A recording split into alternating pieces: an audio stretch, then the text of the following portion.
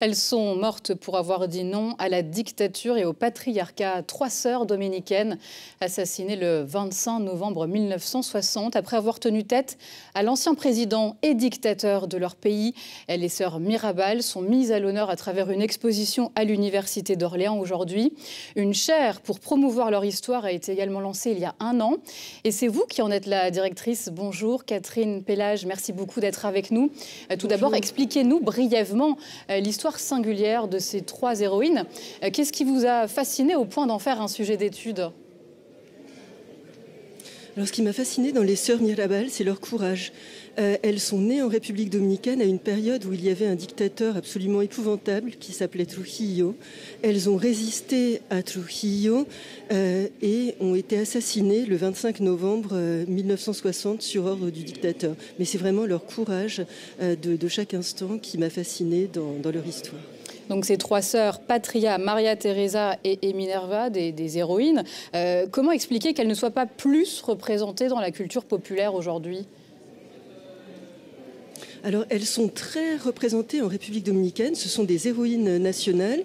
Elles sont connues également aux États-Unis, en Amérique latine, mais c'est vrai que leur histoire arrive peu en Europe, peu en France.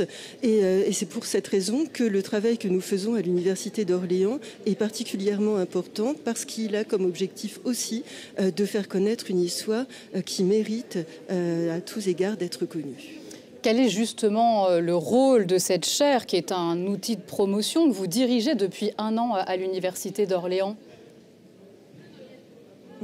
Oui, cette chaire est un accord entre l'Université d'Orléans et l'ambassade de République dominicaine en France.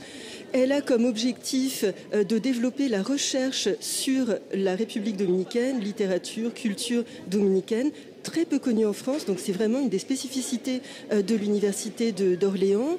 Elle a comme objectif d'organiser des événements culturels. Nous invitons des cinéastes, des écrivains, des essayistes constamment. Et elle a également comme objectif de créer à Orléans un fonds bibliographique consacré à la République dominicaine, qui a été inauguré d'ailleurs en février dernier en présence de l'ambassadrice de République dominicaine en France. Et donc pour mieux faire connaître l'histoire de ces 3 sœurs en France et en Europe, elles ont été assassinées à un 25 novembre. C'est donc la date choisie par l'ONU pour la journée internationale contre les violences faites aux femmes. Ce sera dans quelques jours. En quoi sont-elles toujours des figures inspirantes du féminisme 65 ans, presque 65 ans après, selon vous ? Elles sont des figures inspirantes parce que c'était des femmes hors normes. Par exemple, Minerva Mirabal,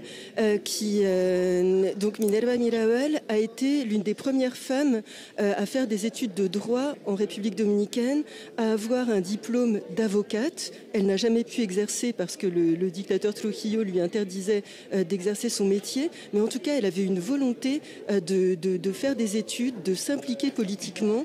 Elle a lancé l'idée de la création d'un mouvement de résistance à Trujillo, le mouvement du 14 juin. Donc c'est vraiment, elle et ses sœurs, des images de femmes engagées et des femmes très en avance sur leur temps et dans une société qui ne leur laissait absolument aucune marge de liberté. Et malgré tout, elles ont trouvé des espaces de liberté pour s'opposer, pour résister, pour évoluer constamment. Et ces images, justement, cette exposition à retrouver aujourd'hui à l'Université d'Orléans consacrée aux 3 sœurs Mirabal. Merci beaucoup, Catherine Pellage, professeure et directrice de la chaire d'études culturelles dominicaines.